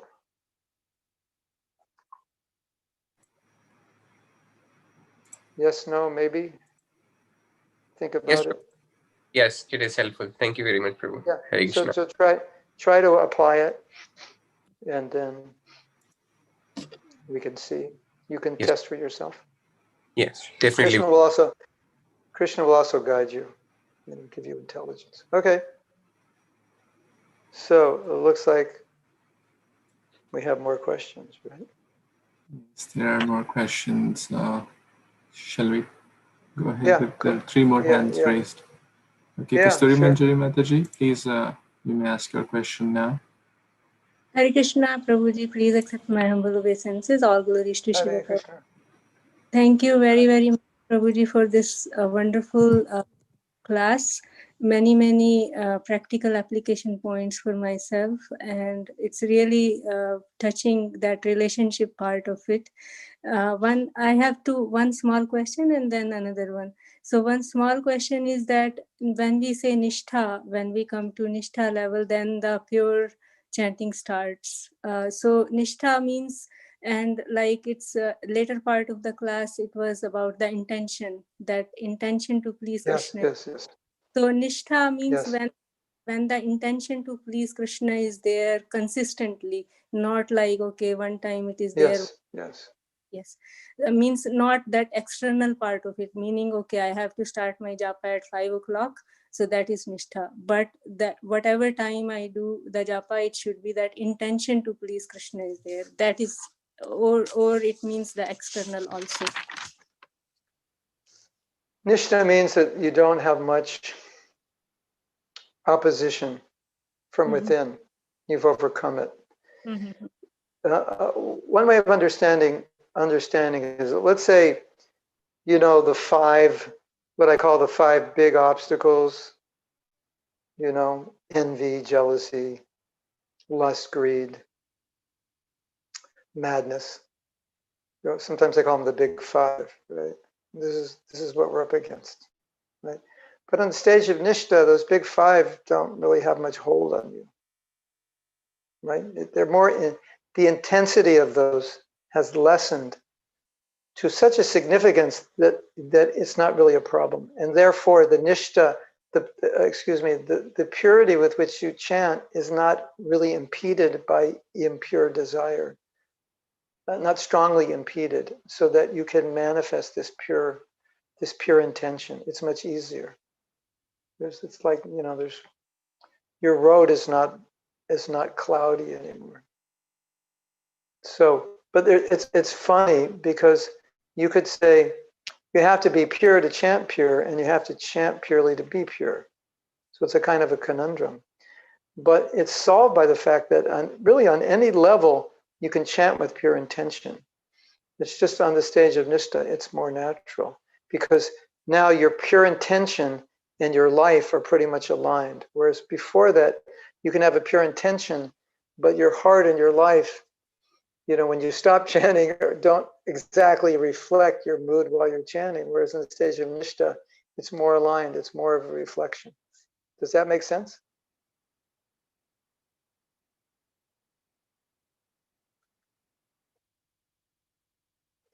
Okay. Thank you. Okay. Yeah. Yes, Prabhuji.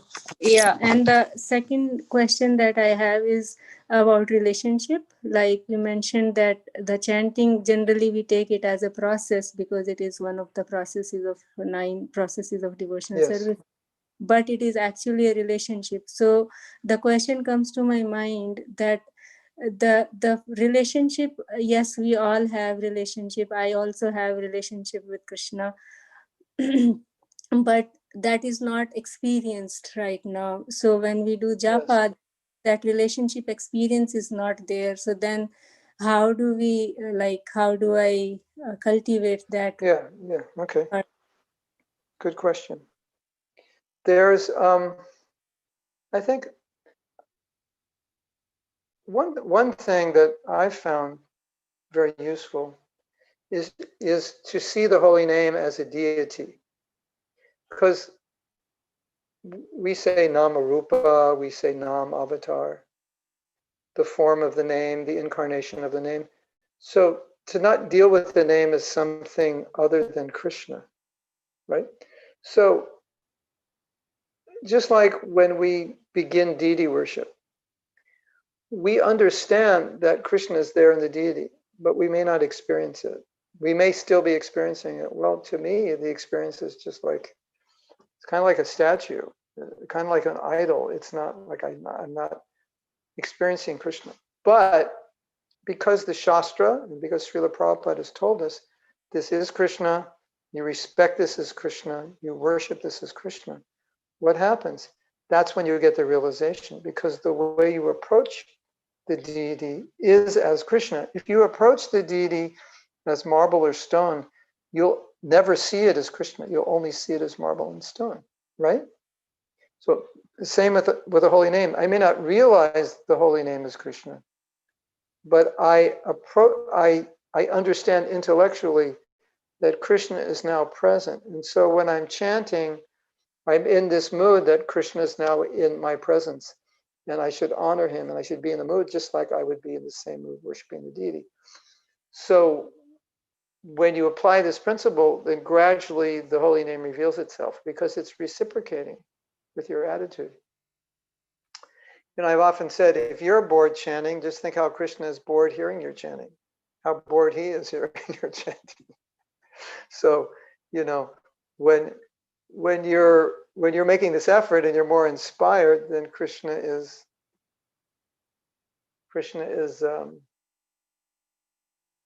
you know, reciprocating with that, starting to reveal himself.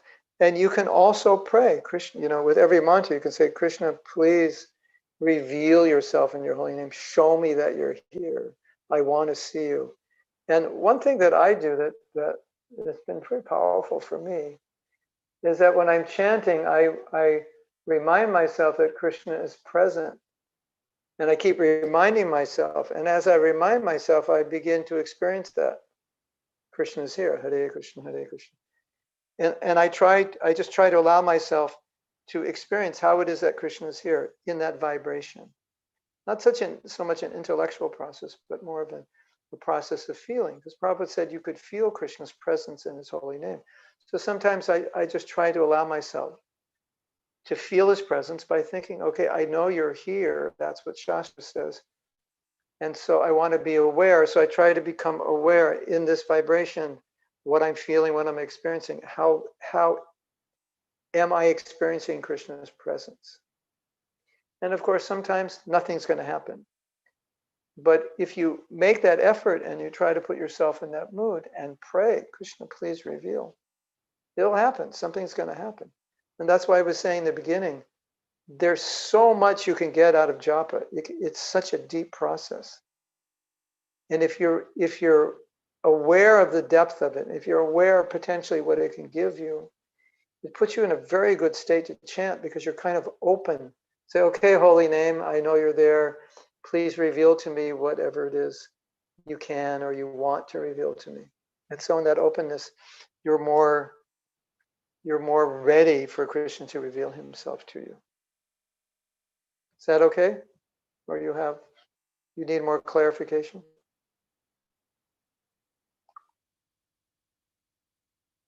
Okay. Yeah.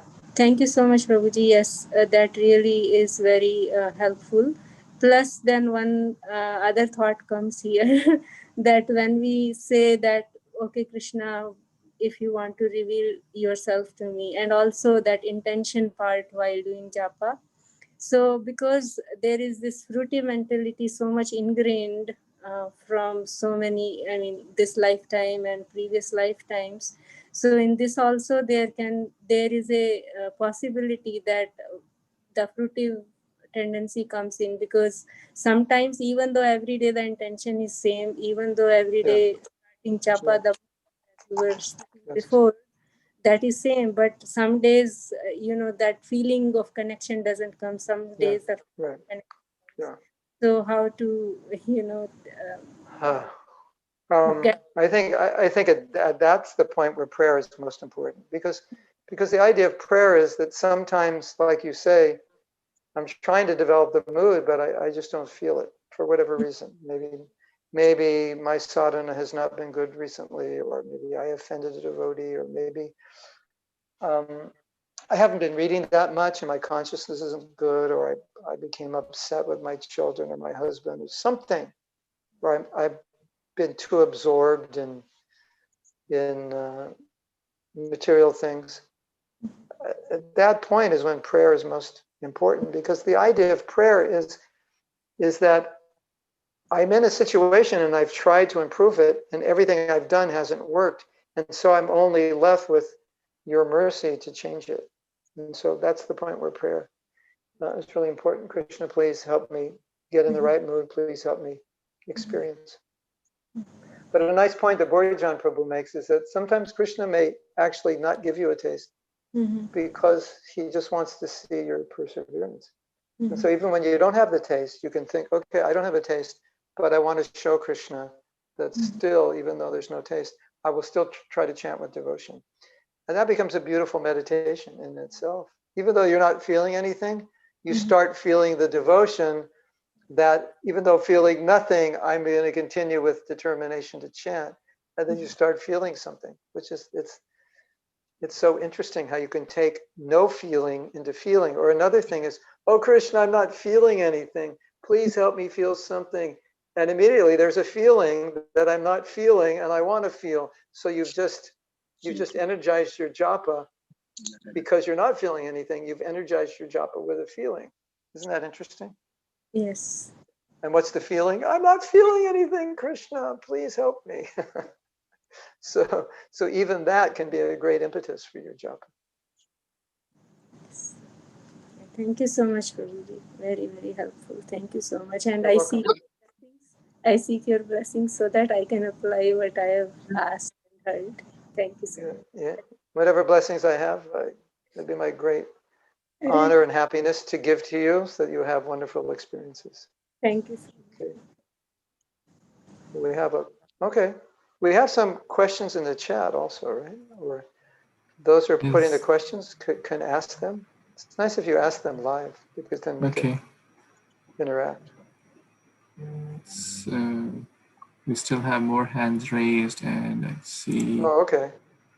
Gabriel Mataji also has asked question in chat, which, so Kumar Prabhu, at this point, you go ahead, and then we will come to Gabriel Mataji after Kumar Prabhu, if time permits. Hare Krishna Prabhuji. Dhanavad pranams, Mahatma Das ji, and thank you so much for sharing your valuable insights and experience. Really appreciate it. And we are so glad that, we are having your association, that we are right here and we can appreciate it. So Prabhuji, I had a couple of things to ask you. And one is like, as you said, discipline and intention is so important when we get into chanting, because if you're not in the right mood, then we may not enjoy the experience, and we should enjoy japa, chanting, and we should we have as you said, we can control our intention even though we may not be able to control our thoughts. So once, what I find is, once thoughts start coming in, and over which we have no control, still we can decide what thoughts that we want to have, and we can introduce our own thoughts. We can introduce Kṛṣṇa into the picture, and we can use visualization, for example, and crowd out the other thoughts. So just my observation is that, for example, I always debate within myself between the quality and quantity of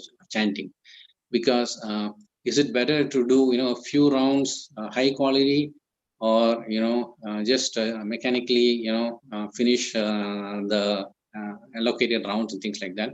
And what I find, as you mentioned, Prabhuji, the experience becomes better as we do more rounds, and I find that, for me at least, when I close my eyes, the experience is much better.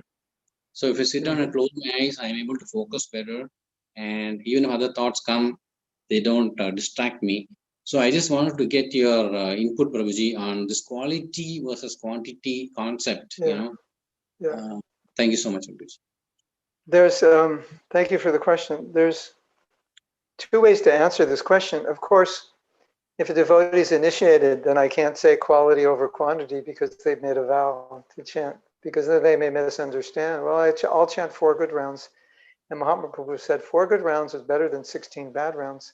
So I'll just chant 4. And from practical experience, and I think we all have this experience, 1 good round is better than 16 bad in terms of how you experience your Kṛṣṇa consciousness, your spiritual energy, your detachment, and so forth. Even 1 pure mantra, like we said.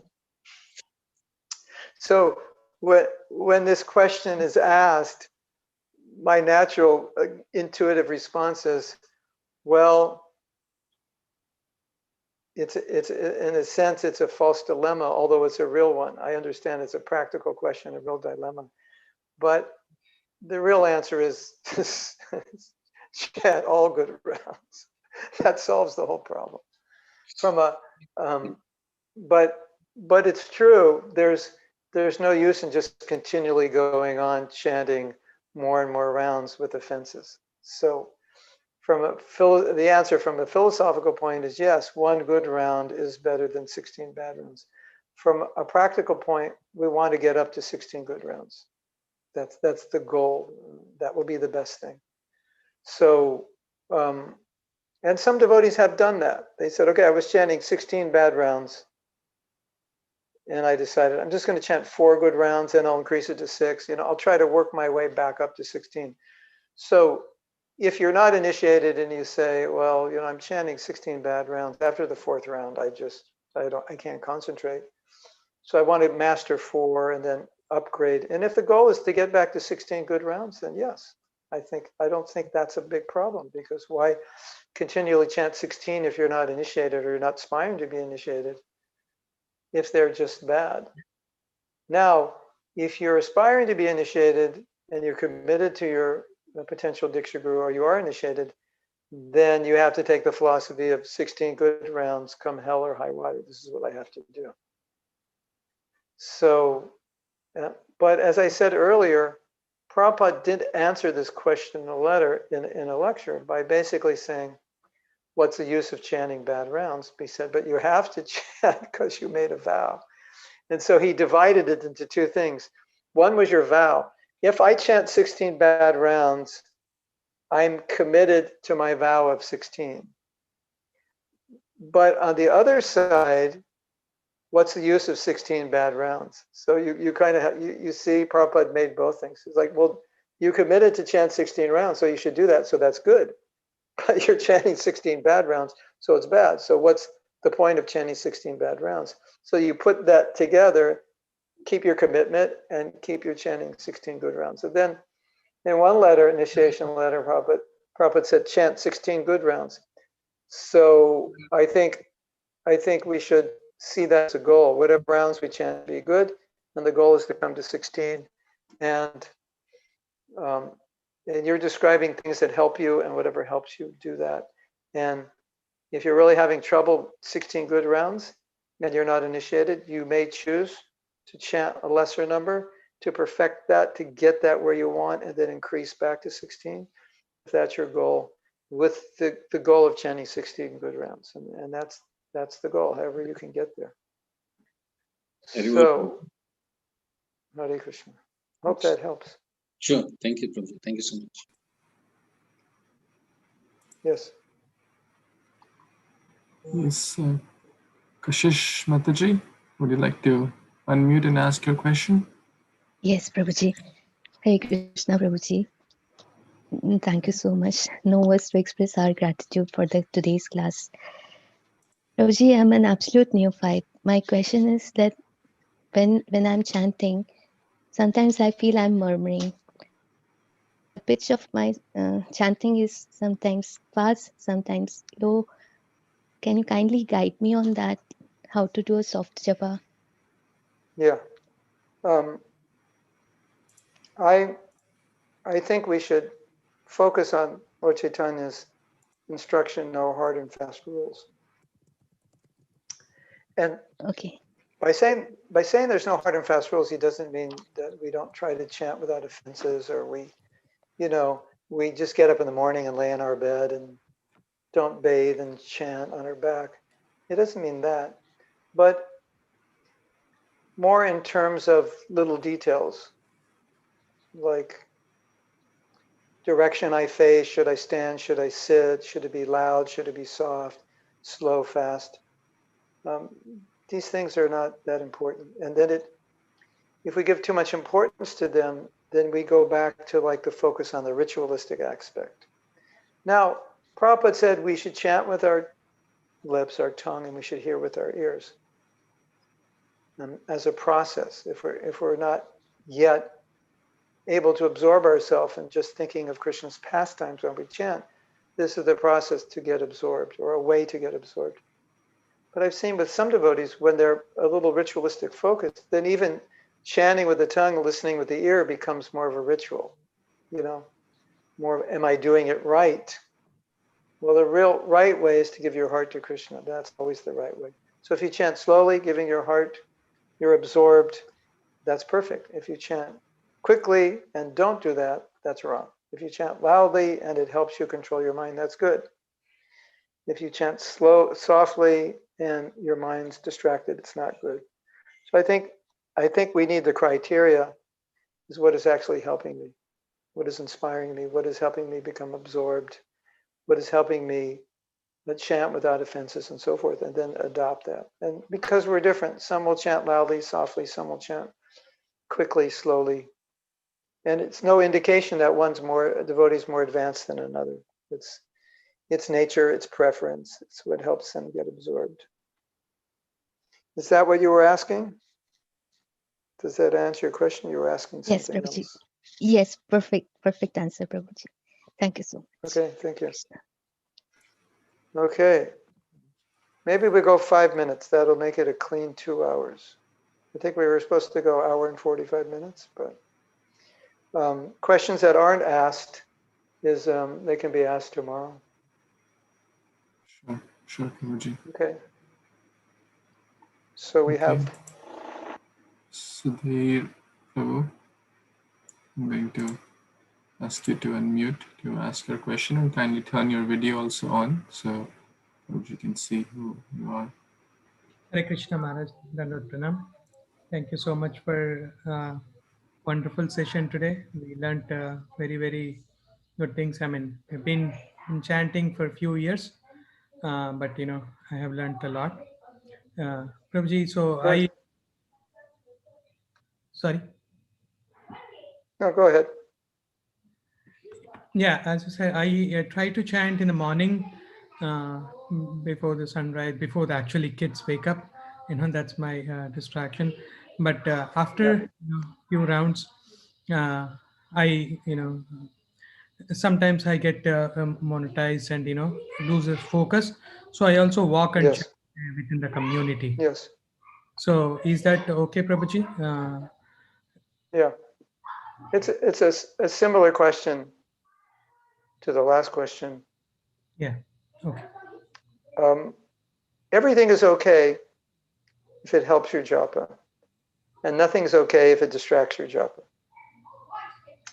So it depends where you're walking. If you're walking in a place that you feel wakes you up, enables you to chant better, you're not distracted, then yes, it's fine. Now, generally we find if we can sit in one place and just focus, probably it'll be better. But I don't want to say that's the only way you can chant good rounds, because Krishna is transcendental, and so the pure holy name can be chanted anywhere. And like I was saying before, sometimes we need to take a walk just to get away from the house, right? Because there's so many distractions. So if you find it helps you, I think that's the real answer to any of these. Should I chant this way or that way? What helps you? What inspires you? Should I listen to a tape of Prabhupada? Tapes are. We don't have tapes anymore. We have to say recording. People say, should I listen to a CD? We're not even using CDs anymore. We're not. When I was young, it was tapes. Then it was CDs. Now we have to say. Then they're starting to have albums. We used to say, I made an album. You didn't. Someone uploads an MP3 and says, I just made an album. No, albums are actually vinyl. So listening to a recording of Prabhupada, that's the proper way to say it now. Listen to a recording of Prabhupada. Will that help you? Does that help you? Some devotees, it helps. Some devotees actually get distracted by it, believe it or not. So that's for you to decide what will help. And if walking helps and you're in an environment where you're walking where it's free of distraction, then good. We did every morning when I live in Mayapur, we walk. Of course, it's Mayapur, so everything is transcendental. But sometimes also we need to move our body. And for some of us, maybe that's the only time we're going to walk is when we chant. So that's also helpful. Okay. We answer that question. Can we chant with Prabhupada Japa, if that inspires you? Yeah. The broad answer to this question is, again, it's not a process or a ritual. It's not a mechanical thing. So, you know, it's kind of like a man wants to ask his wife, ask this girl to marry him. He's saying, can I ask it in her home? Should I ask her? Should I take her to a restaurant and ask her? Should we go to a park and should I ask her? And I think that women will say, if you actually ask it in the right way, it doesn't matter where you ask it. But if you don't ask it in the right way, it doesn't matter where you ask it. You could wine and dine me. You could buy me a new car, could show me the house you're going to buy. But if I don't feel that you really mean it, I don't feel your affection, then it's not going to communicate. And, you know, if you spontaneously ask me in the middle of the airport when we're traveling somewhere, and I feel you really mean it, then it communicates. So I think that is a good analogy. That's the point. Wherever the mood is right, whatever creates the mood, then you can adopt that. That's the most important thing. Okay, it's 11 o'clock in Tampa. It's 11 o'clock in Alachua. It's 11 o'clock in New York. If we don't stop now, I think we'll go for another hour, right? So because I think we can stop now because we have tomorrow. And also on Monday, I'm going to be doing something on the Holy Name Week in the morning. I think it's 7:30 on Monday. So that's also there. We're going to do some chanting together on that on Monday. So we'll see you all tomorrow, and invite your friends. And if you feel this was helpful, you can share your videos. And if you want to learn more, my Japa Affirmations book on Amazon, or I could mail you a copy if you write me. And mahatmadas.com, or just Mahatma Das, you Google that, and there's many more classes on Japa and recordings on SoundCloud, YouTube, and articles on my page and so forth. Thank you. Thank you so much, Maharaj, for this wonderful, important discussion about the holy name. And I have posted some notes and all the links which for Prabhuji's books in SoundCloud and website. So you can access that. And as Prabhuji said, so we'll have this recording also available. You can share and keep for reference for future as well. So at this point, I would request everyone to please turn on your microphones and your videos. You should be able to do it by yourself now. So we can express our deepest gratitude to His Grace Mahatma Prabhu for his wonderful insights and experiences and realizations about the holy name. We are so grateful. So let's loudly chant 3 times to express our deepest gratitude to His Grace Mahatma Prabhu. Hari Bo, Hari Bo, Hari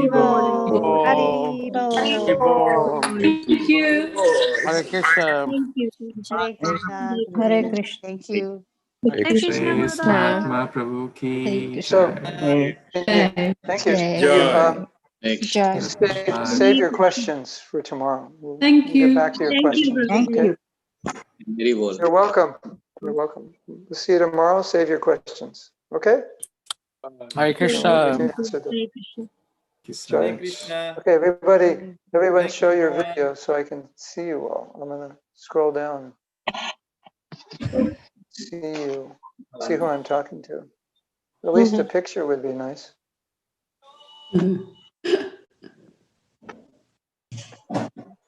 Hare Krishna. Simon, we make Amazon, we spiritualize Amazon by putting our books on. Their servers are here in Cape Town, and he gives us nothing. He gives Cape Town and South Africa nothing. He's a centi-billionaire. It's a sin. It's an absolute sin. Honestly, I've spoken to our Western Cape Premier about it, and he said he's too busy fighting COVID-19, but we need to do, there are 3 centi-billionaires in the world now, including Mark Zuckerberg. Yeah, and 2 of them became centi-billionaires because of COVID-19. One was Yeah, Jeff yeah, Bezos and the other one was Mark Zuckerberg. So it's time to wake up. Go and have a look at him. It's time on Facebook. Go and have a look at Imagine the Globe. I think we should. Imagine the I Globe. think we should. Yeah, try to make him Krishna conscious. Then he can use his So, time well, properly. good luck. You got to be more activist. You guys are too inwardly focused. I'm not a devotee, but we've got to be activists now for global change, because otherwise our earth is doomed. Listen to David Attenborough, Divine Awakener, and Greta Thunberg. Okay, thank you. We're working on it. Okay, we'll see you all tomorrow. Hare Krishna. Okay. Hare Krishna, everyone. Thank you so much for joining. Hari Bol. Jai Shri Prabhupada. Bye-bye. Jai Shri Prabhupada.